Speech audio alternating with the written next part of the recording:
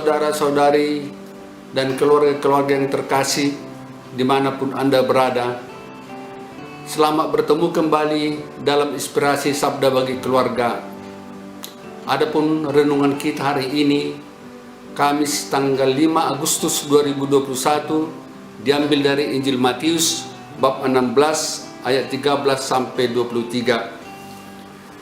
Setelah Yesus tiba di daerah Kaisarea Filipi, ia bertanya kepada murid-muridnya, kata orang, "Siapakah anak manusia itu?"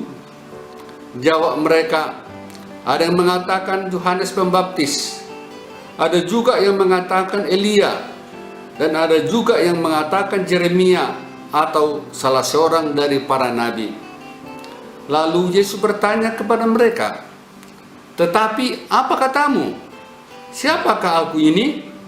Maka jawab Simon Petrus, "Engkau adalah Mesias, Anak Allah yang hidup."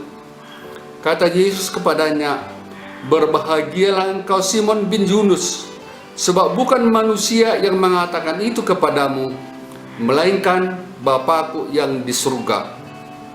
Dan aku pun berkata kepadamu, engkau adalah Petrus, dan di atas batu karang ini aku akan mendirikan jemaatku, dan alam maut tidak akan menguasainya. Kepadamu akan kuberikan kunci kerajaan sorga.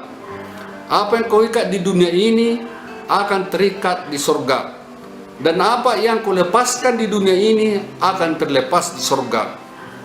Lalu Yesus melarang murid-muridnya supaya jangan memberitahukan kepada siapapun bahwa ia Mesias.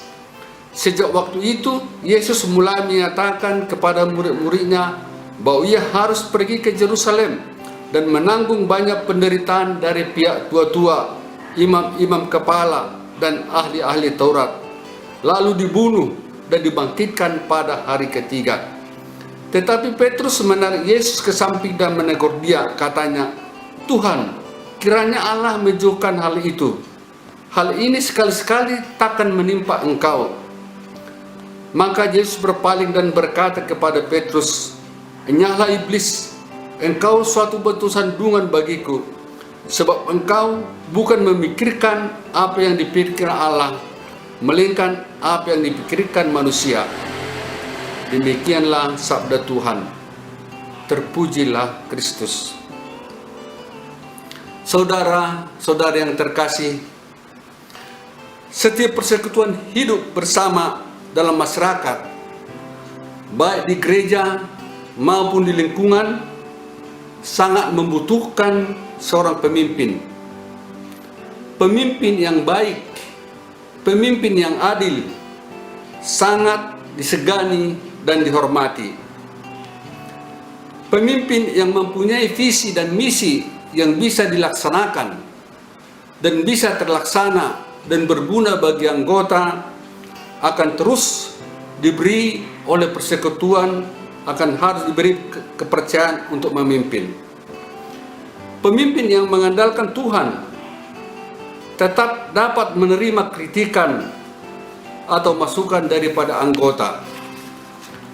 Kalau terjadi ocehan, omelan, keluhan dari anggota, sebaiknya sebagai pemimpin dapat menerima dengan lapang dada dan tidak cepat putus asa dan harus berusaha untuk menyelesaikannya.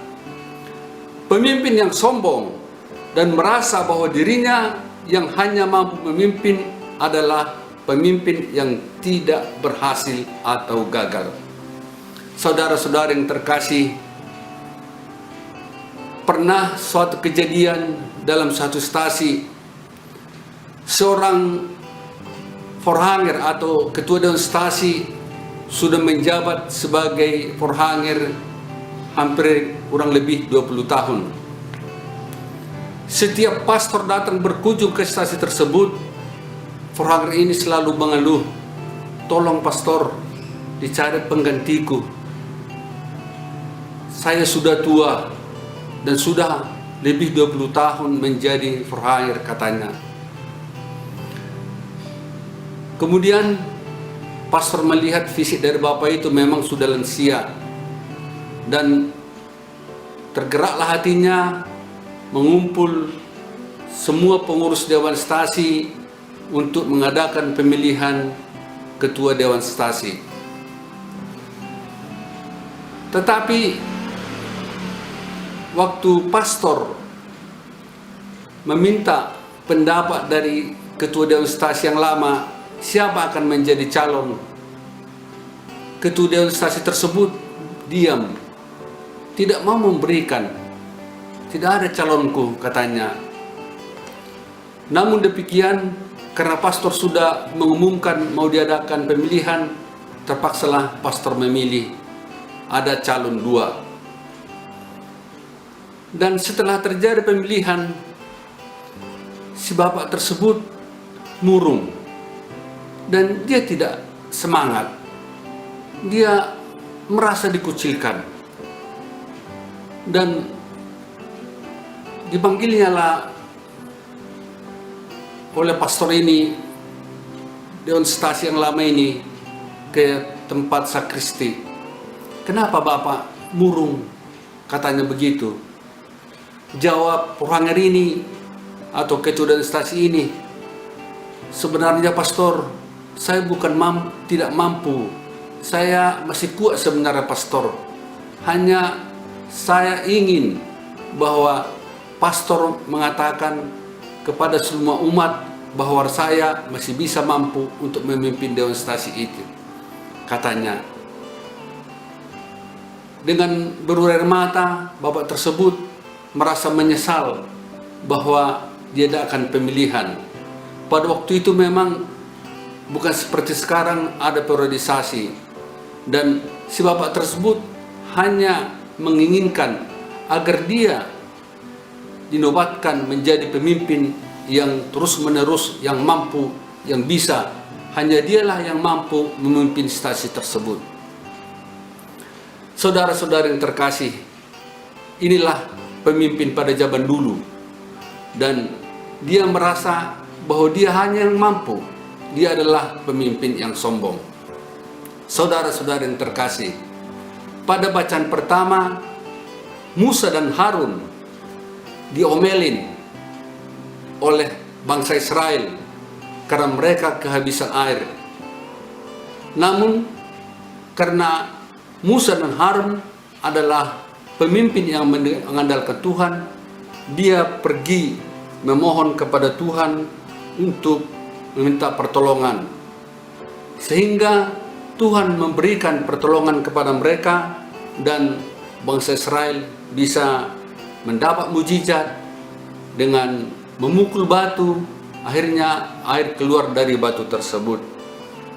Tuhan mengabulkan permohonannya dan menampakkan kemuliaannya dengan mujizat dan memperoleh air untuk kehidupan bangsa Israel. Saudara-saudari yang terkasih, dalam Injil hari ini Yesus memaklumkan Petrus sebagai dasar bagi jemaat yang akan didirikannya. Tuhan Yesus memilih Petrus yang akan memimpin umatnya. Sebagai seorang dasar, Petrus diberi kuasa atas jemaatnya. Yesus mengatakan kepada Petrus, bisa kita lihat dalam ayat 19,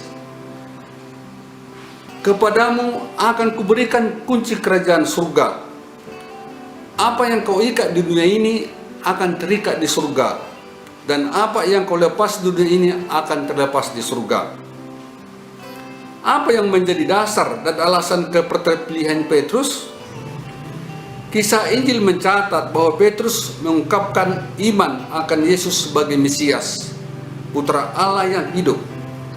Yesus memberi kuasa kepada Petrus karena Petrus dikaruniai rahmat Allah, iman yang mengakui bahwa Yesus adalah Mesias, Putra Allah yang hidup. Saudara-saudara yang terkasih, bercermin pada kisah Injil hari ini, sudah seharusnya lah kita memilih dan mengangkat para pemimpin gereja dan masyarakat dengan melihat latar belakang kehidupan mereka. Pemimpin sejati adalah pemimpin yang mengandalkan Tuhan dan harus tumbuh di sekitar kita dalam lingkungan keluarga maupun masyarakat. Kita sebagai orang tua yang merupakan pemimpin terkecil dalam suatu keluarga, kita harus menjadi teladan bagi anak-anak kita. Kita harus bisa memberi solusi atas persoalan-persoalan dalam keluarga kita.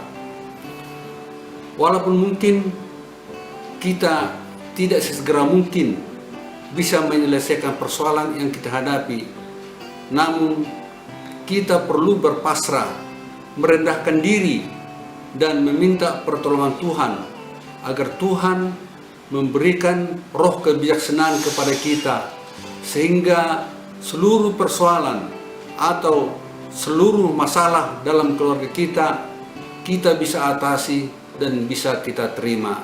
Amin.